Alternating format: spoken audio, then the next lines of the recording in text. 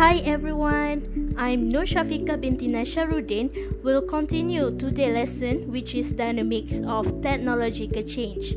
Technology is not an ending itself, but a way of satisfying human wants. It shows us how to solve the age-old economic problem of surviving in a hard world. But to optimize the benefits of technological advance requires an understanding of how it happens. So, what are we waiting for? Let's continue our journey. What is dynamics of technology? Dynamics of technology is broad and relatively new scientific field that has been developed in the framework of the post-war science and technology studies field. It studies the process of technological change. Accordingly, technology dynamics emphasizes the significance and possibility of regaining social control of technology and also provides mechanisms needed to adapt to and steer the development of certain technologies. In that respect, it uses insights from retrospective studies to formulate hypotheses of a prospective nature on technology development of emerging technologies, besides formulating prescriptive policy recommendations. An important feature of relevant theories of technological change therein is that they underline the evolutionary character of technological change, which are change based on technological variation and social selection in which technological knowledge, systems, and institutions develop in interaction with each other. Next, what is technological change?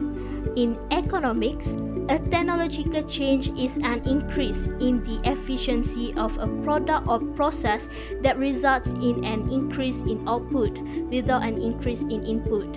In other words, someone invents or improves a product or process which is then used to get a bigger reward for the same amount of work.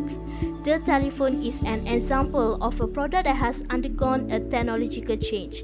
It has undergone many different changes over the years that have made it more efficient. Processes or products, such as the telephone, move through technological change in three stages, which are invention, innovation, and diffusion. Before we continue, I would like to ask your opinion about the causes of technological change. Share your opinion in the comment section. We are honored to read your opinion and thank you to those that spared the time to answer this. Next, phases of technological progress. A technological change involves the invention of technologies and their release as open source via research and development, the continual improvement of the technologies, and the diffusion of the technologies throughout the industry or society. The first phase of technological progress is invention. Invention is the act of creating new technology. It involves a new scientific or technical idea and the means of its embodiment or accomplishment. To be patentable, an invention must be novel and have utility. Second, innovation. Innovation may be used synonymously with invention or may refer to discovering a new way in which to use or apply existing technology. Innovation can be referred as an idea, behavior, or product that appears new to its potential adopter. There are 5 main attributes of innovative technology. First, relative advantage means the product or behavior is perceived as being better than the alternative by the person adopting the innovation. Better can mean a lot of different things. It can be a device that can peel a potato faster so it saves time, or a seat belt that offers the advantage of greater safety. Second, compatibility refers to how the innovation aligns with the adopter's lifestyle. Third, complexity is how easy or difficult innovation is to understand. The easier an innovation is to understand and use, the more likely it is to be adopted. Complex innovations face an additional challenge to mainstream adoption. Fourth, trialability refers to the process of testing the innovation to see if or how well it works. Extensive testing usually occurs before an innovation is adopted or taken to market. Lastly, observability involves seeing the product or behavior in action. It can demonstrate how it can be used. It is easier to get potential adopters to simply observe an expensive product like a car than it is to get all of them in one for a test drive. Also, the more people around you that you see using a product, the more likely you feel like buying that product too. The third phase of technological progress is diffusion. Diffusion pertains to the spread of technology throughout a society or industry. It is the process by which a new idea, product, or behavior is accepted by the market. Technology diffusion means the spread of usage or application of new technology from its current user to others. The diffusion of innovation theory, introduced by Everett Rogers, explains how different groups of people adopt innovation in different ways in order to best suit their own needs or desires. A technological revolution is a period in which one or more technologies is replaced by another in a short amount of time. The most well-known example of a technological revolution was the Industrial Revolution in the 19th century. It has been said that the Industrial Revolution was the most profound revolution in human history because of its sweeping impact on people's daily life. So, the first Industrial Revolution was the one with steam power. It was followed by the age of science and mass production, and then the Digital Revolution, and we're now at the beginning of the next phase of dramatic technological expansion and social change, which is the fourth Industrial Revolution. Rest assured, we cover each of these in more detail next. The first Industrial Revolution, the age of mechanical production. As it turns out, when you heat up water, you get steam. And beginning around 1760, through the advent of the steam engine, steam was powering everything from agriculture to textile manufacturing. Society used to be largely agrarian, which is a fancy way of saying that life used to be centered around farming. But with steam power, those agrarian societies gave way to urbanization. The world began to rely on steam power and machine tools, while steamships and railroads revolutionized how people got from A to B, and what emerged as the new center of community life, the factory. But factory life was difficult. Unskilled factory laborers were cheap and plentiful. They were made to work long hours, often in unsafe conditions. Even children worked in factories, putting in 14-hour shifts alongside adults. Such conditions endured into the 20th century. Ultimately, advancing industrialization created a middle class of skilled workers. Cities and industries grew more quickly than ever before, and economies grew along with them. Second Industrial Revolution, the age of science and mass production. Things started to speed up with a number of key inventions. Think gasoline engines, airplanes, chemical fertilizer, all these inventions that help us go faster and do more. But advancements in science were not limited to the laboratory. Scientific principles were brought right into the factories. Most notably, the assembly line, which effectively powered mass production. By the early part of the 20th century, Henry Ford's company was mass producing the groundbreaking Ford Model T, a car with a gasoline engine put on an assembly line in his factories.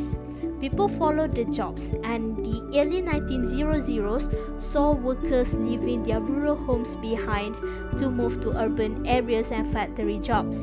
By 1900, 40% of the US population lived in cities, compared to just 6% in 1800. Along with increasing urbanization, inventions such as electric lighting, radio, and telephones transformed the way people lived and communicated. When you stop and think about it, it was this industrial revolution, the second one, that ushered in the modern world. Third industrial revolution, the digital revolution. Beginning in the 1950s, the third industrial revolution brought semiconductors, mainframe computing, personal computing, and the internet. Things that used to be analog moved to digital technologies, like an old television you used to tune in with an antenna being replaced by an internet-connected tablet that lets you stream movies. The move from analog electronic and mechanical devices to pervasive digital technology dramatically disrupted the industries, especially global communications and energy. Electronics and information technology began to automate production and take supply chains global. Fourth industrial revolution, internet and renewable energy. As we continue moving through the fourth industrial revolution, we see a shift to renewable energy such as solar, wind, and geothermal. However, the momentum comes not from the shift in energy but from the acceleration of digital technology. The internet and the digital world mean a real-time connection within more and more components of a production line, both inside and outside facility walls. As the development of the industrial Internet of Things, cloud technology, and artificial intelligence continue, a virtual world will merge with the physical world. Predictive maintenance and real-time data will lead to smarter business decisions for a myriad of companies around the world. For the further explanation, let's watch the video from CNBC International. It was in these Swiss mountains that the world was first introduced to the phrase the Fourth Industrial Revolution, and it's been a hot topic among academics, politicians, and business leaders ever since. But what exactly does it mean? The term Fourth Industrial Revolution was coined by the founder of the World Economic Forum, a former professor named Klaus Schwab. Schwab wrote a book with that title to describe an era marked by a technological revolution that is blurring the lines between the physical, digital, and biological spheres. Let's break that down. Technologies like artificial intelligence, autonomous vehicles, or the Internet of Things are becoming ingrained in our day-to-day lives and even our bodies. Think of voice-activated virtual assistants, Face ID recognition, or healthcare sensors. Schwab first presented his vision of the Fourth Industrial Revolution at the World Economic Forum's annual meeting here in Davos in 2016. But to understand the idea, we need to go much further back in history, to Industrial Revolution number 1. The first Industrial Revolution started in Great Britain around 1760 and spread to Europe and North America through the early 1800s. It was powered by a major invention, the steam engine. The result? New manufacturing processes, the creation of factories, and a booming textiles industry.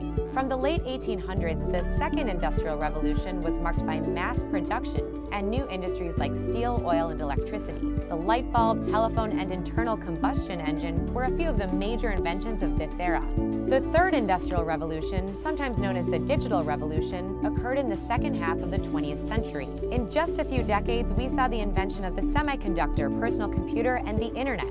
So what separates the Fourth Industrial Revolution from the Third? Experts say the main difference is that technology is merging more and more with humans' lives, and that technological change is happening faster than ever. Consider this. It took 75 years for 100 million users to adopt the telephone. Instagram signed up 100 million users in just 2 years, while Pokemon Go caught that amount in 1 month. 3D printing is just one example of fast-paced technology in the Fourth Industrial Revolution. The industry has gone from a business idea to big business, with 3D printer shipments expected to increase from just under 200,000 in 2015 to 2.4 million in 2020. Today, you can have a hip replacement from a 3D printed bone, or use a 3D printed bionic arm. Talk about blurring the line between humans and technology, right?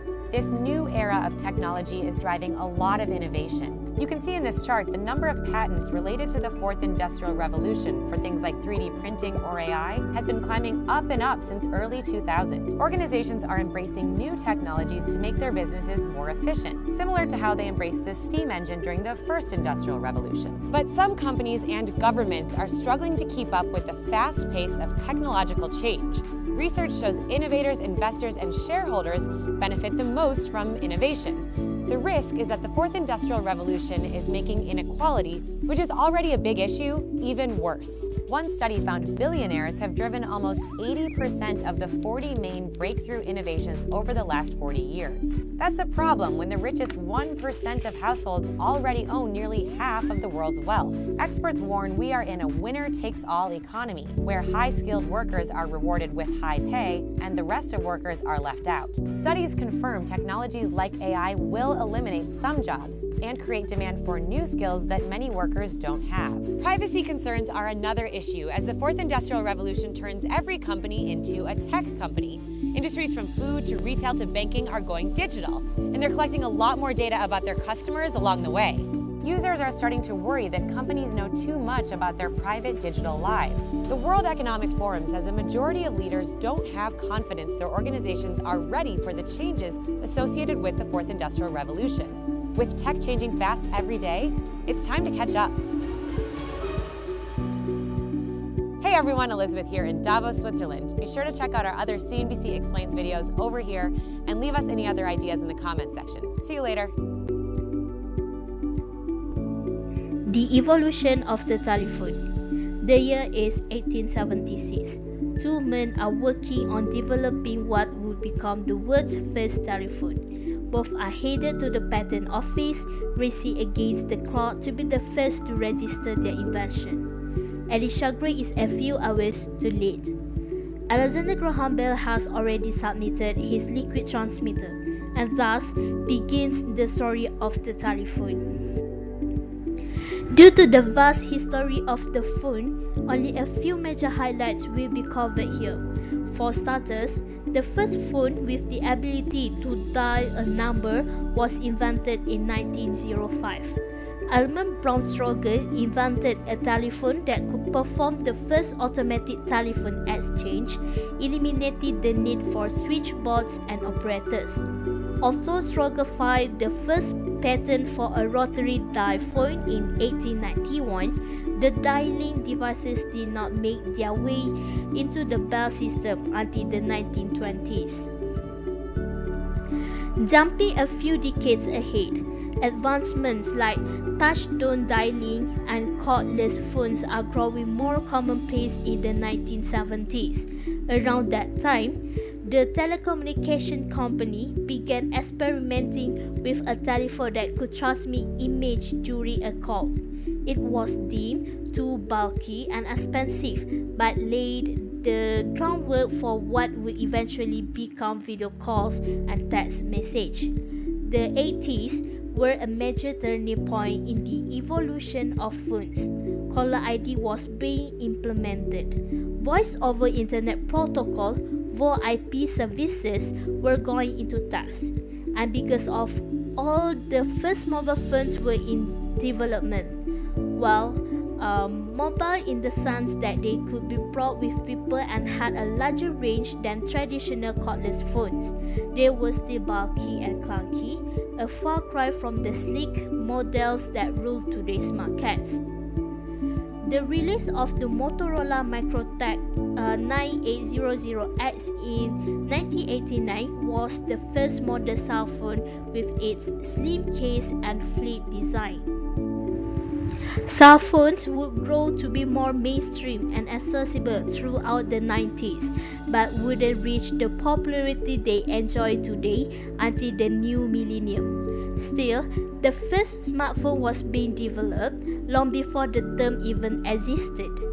The IBM Simon was a revolutionary device that combined a telephone with PDA elements, making it a precursor to devices like the BlackBerry and iPhone.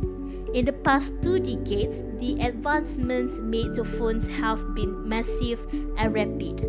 Even phones with full keyboards are considered dated. Skype was integrated into both smartphones and computers, giving people even more communication options.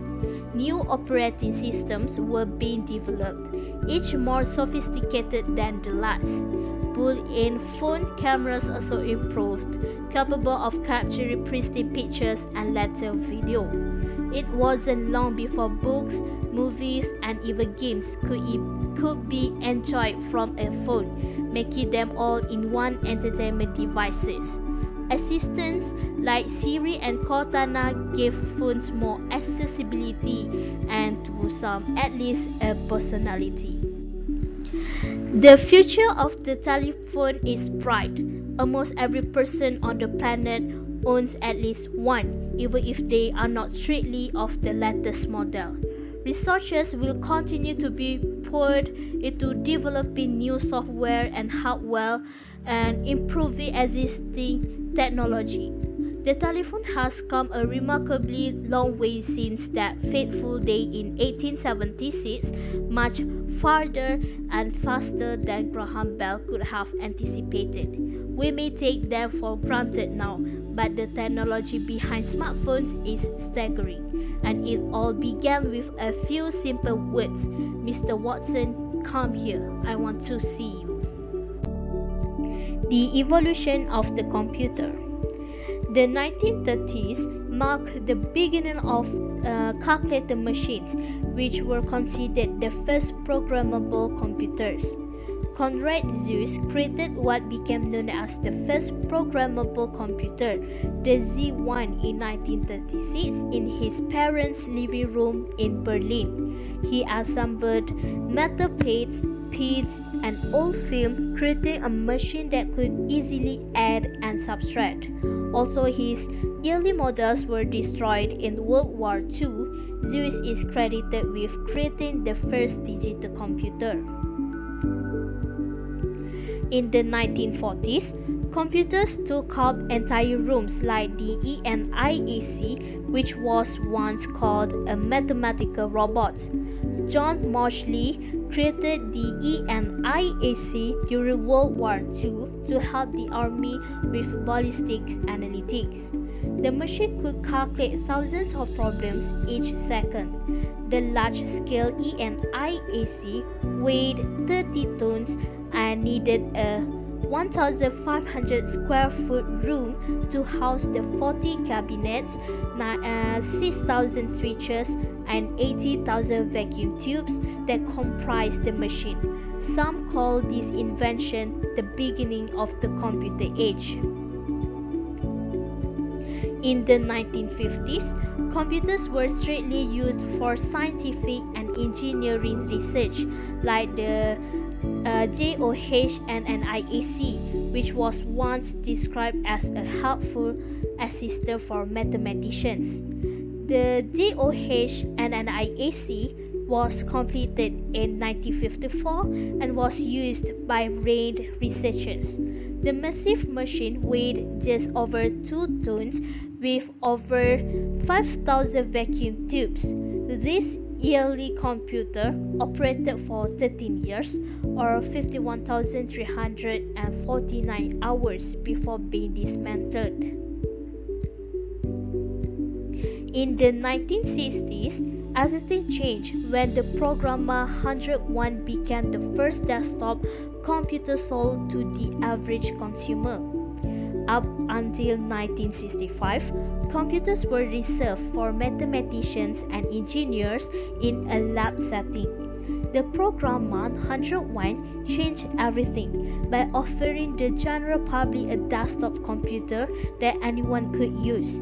The 65-pound machine was the size of a typewriter and had 37 keys and a printer built in. The Italian invention ushered in the idea of the personal computer that will last to this day. As personal computers became popular in the 1970s, The Xerox Alto helped pave the way for Steve Jobs' Apple. The Xerox Alto was created in the 70s as a personal computer that could print documents and send email. What was most notable about the computer was its design, which included a mouse, keyboard, and screen.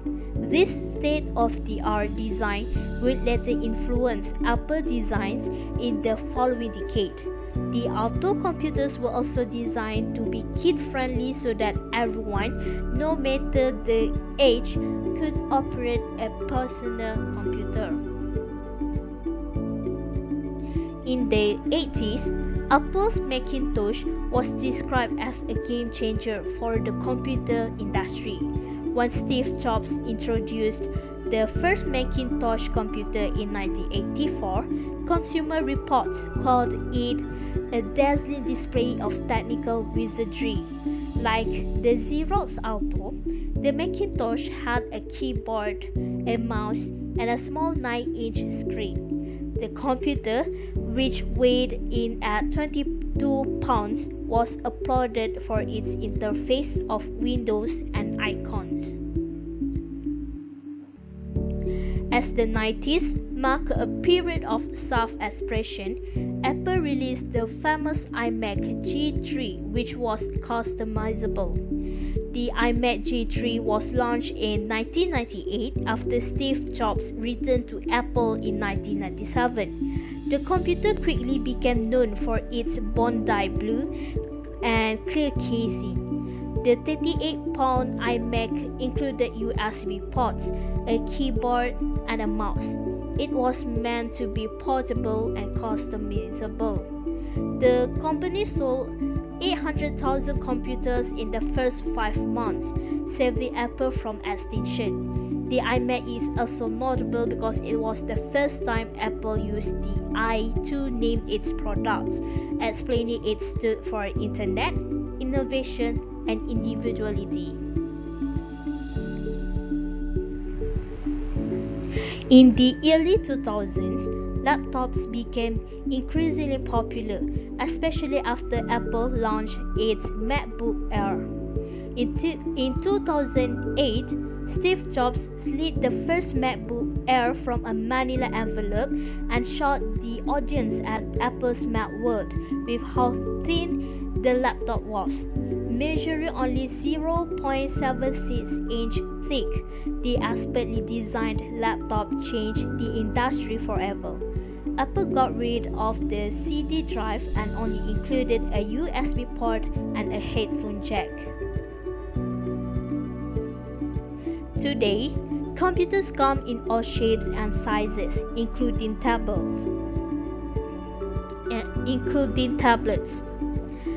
Today's more innovative computers are tablets, which are simple touch screens without a keyboard or a mouse. Also, tablet sales are on the decline. 33 million tablets were sold in 2018. The market is also filled with other computer models, including the MacBook Pro, iMac, Dell XPS, and iPhones. The impact of technology on society. Technology affects the way individuals communicate, learn, and think. It helps society and determines how people interact with each other on a daily basis. Technology plays an important role in society today. It has positive and negative effects on the world, and it impacts daily life.